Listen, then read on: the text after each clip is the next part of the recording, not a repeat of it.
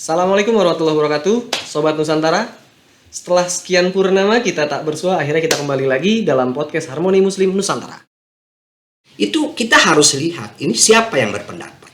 Mengapa dia membunuh Sayyidina Ali, orang yang sangat mulia. Jadi jangan taklid buta. Kalau bahasa milenial itu jangan terlalu Fanatik. Kali ini di podcast Harmoni Muslim Nusantara kita kedatangan kiai yang cukup fenomenal di kalangan milenial dan Gen Z. Ada Kiai Taufik Damas. Assalamualaikum Kiai. Waalaikumsalam warahmatullahi wabarakatuh. Sehat Kiai? Alhamdulillah sehat. Kayak ceria banget. Alhamdulillah. Saya cukup dredeg kali ini ngadepin Kiai. Biasanya nggak sekaku ini, cuman karena yang datang Kiai top, jadi ya maklum lah ya Sobat Nusantara. Top.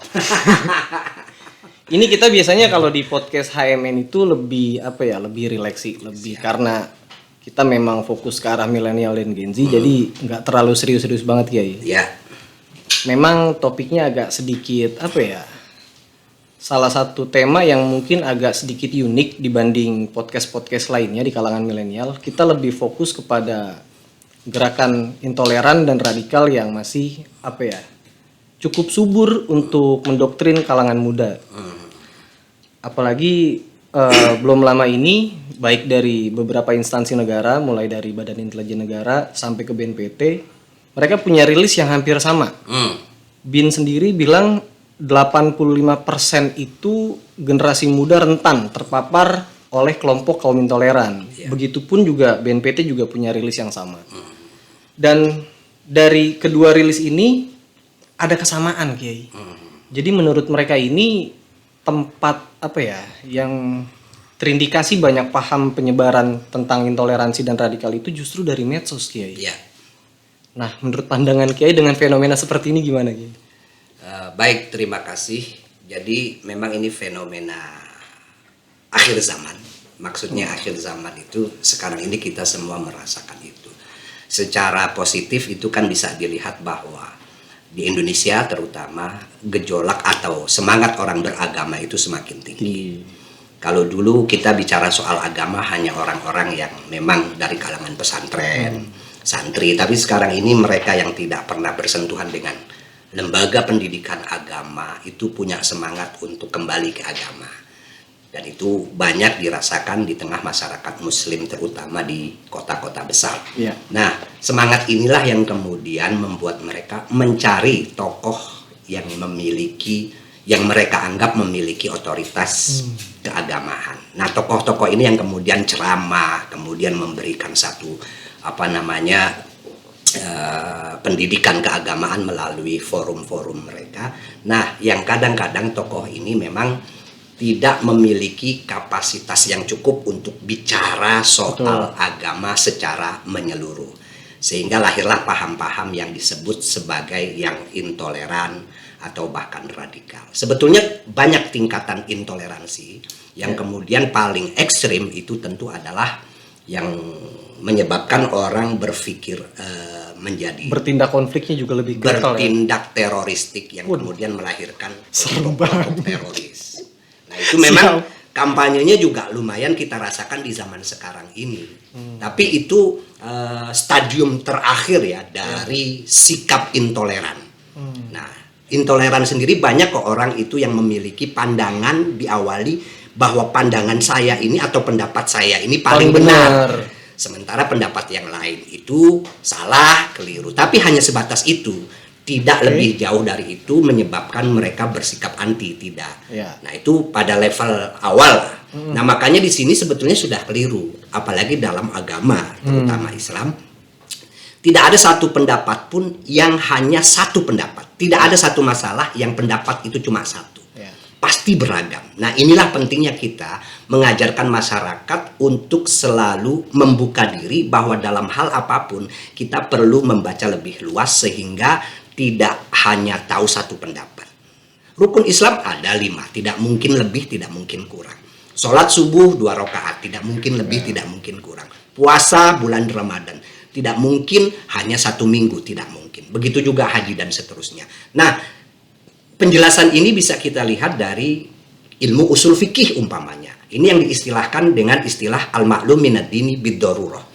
sesuatu yang hukumnya sudah diketahui secara pasti di dalam agama. Yang orang muslim, ahlus sunnah wal jamaah, tidak boleh berbeda pendapat dalam hal itu. Nah, di luar itu, contoh umpamanya, ada pendapat soal hukum bunga bank. Ya. Ada sekelompok orang mendapat doktrin bahwa bunga bank adalah haram, karena itu termasuk riba.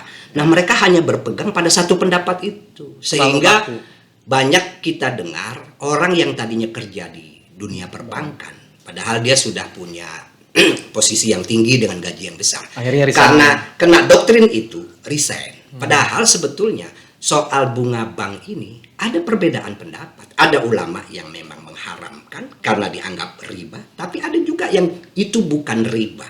Nah, ini maksud saya, orang harus diajak untuk Berpikir terbuka. Atau pendapat-pendapat lain. Contoh umpamanya yang kemarin rame soal wayang itu haram. Itu kita harus lihat ini siapa yang berpendapat. Oh, ternyata yang berpendapat si A dan dia alirannya Wahabi. Wajar kalau dia berpendapat seperti itu. Tapi apakah pendapat dia satu-satunya yang benar? Tidak, karena banyak ulama yang mengatakan bahwa yang namanya tradisi itu pada dasarnya berhukum boleh. Ini penjelasannya cukup ringan banget sebenarnya untuk dicerna. Cuman balik lagi, karakter anak muda tuh mereka kritis, Kiai. Tapi di satu sisi mungkin karena minimnya literasi, di satu sisi juga, di sisi yang lain juga mereka ini kayak kurang awareness tentang lu ngerti mazhab nggak sih? Iya. Dan mereka ini lebih dominan untuk menerima terima. Kalau makanan tuh makanan instan yang cepat saji dan dianggap itu satu-satunya makanan. Betul, dan mereka tuh kalau dikasih dalil malah pusing sendiri. Iya.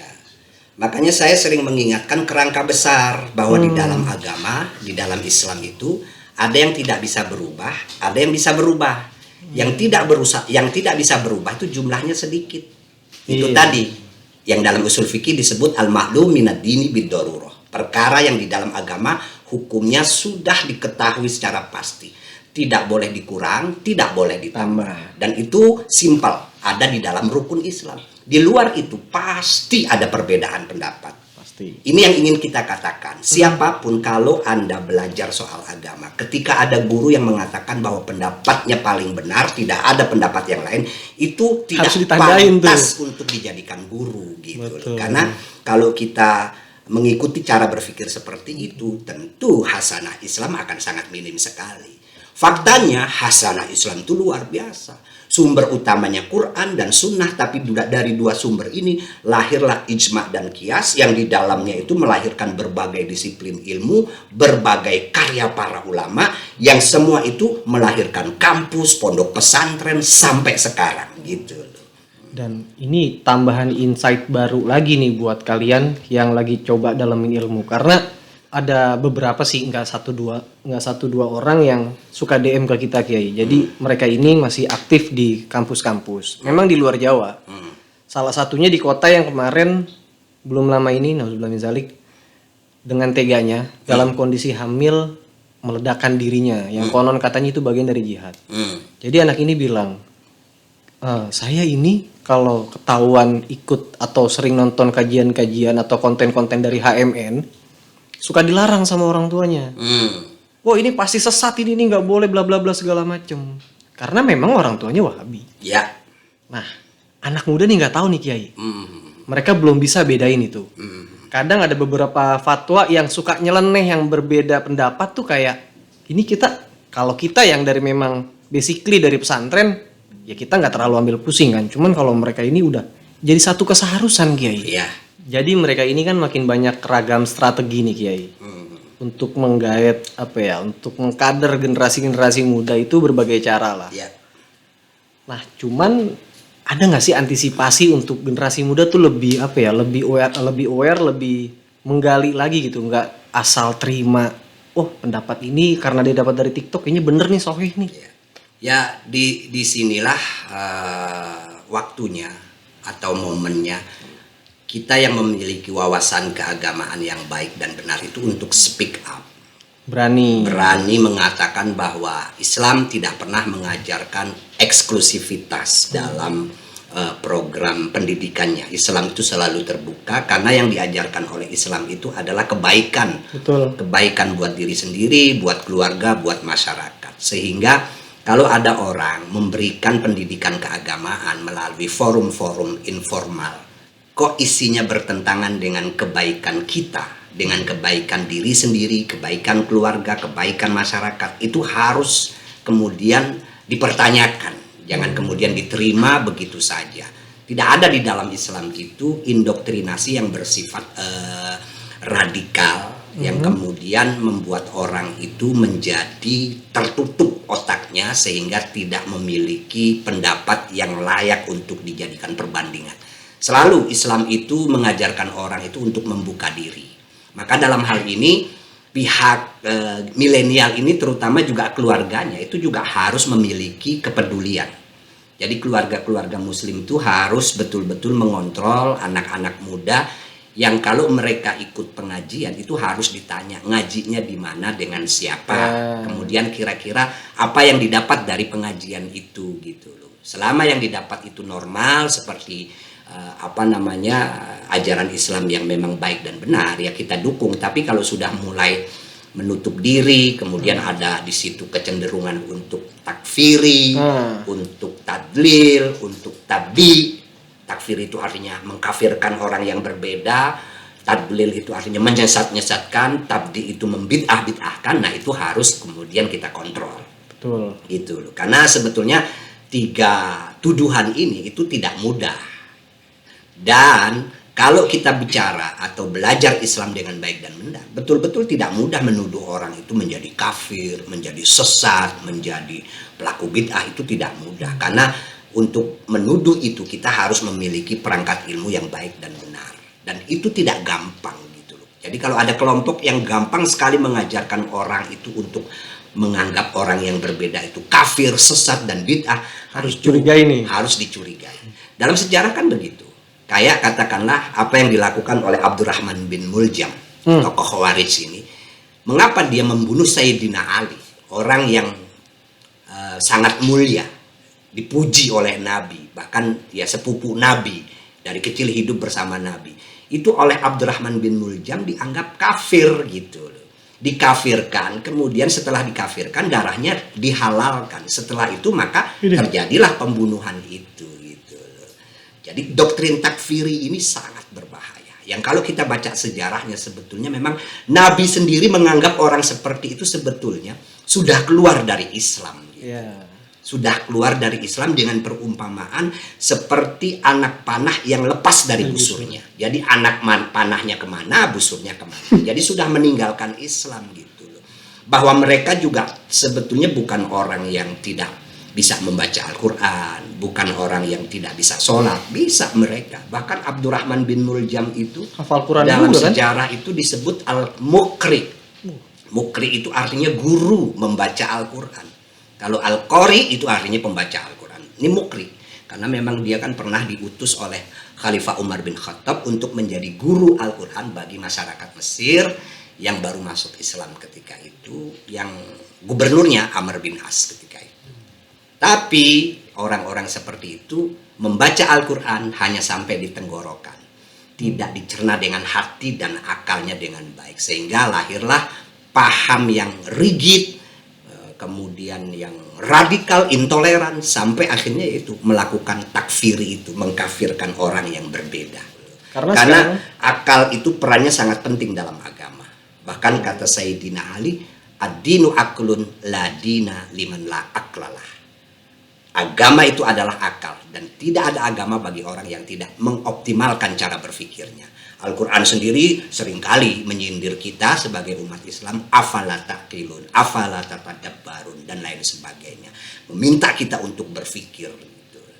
Syarat utamanya akal, gengs. Jadi jangan taklid buta. Apa ya, kalau bahasa milenial itu jangan terlalu fanatik.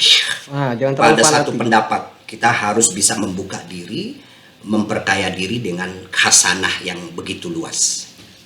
Oke, mungkin ada nasihat untuk generasi muda, mungkin juga untuk keluarga-keluarga, atau termasuk saya pribadi sebagai bapak muda. Ya, bapak muda.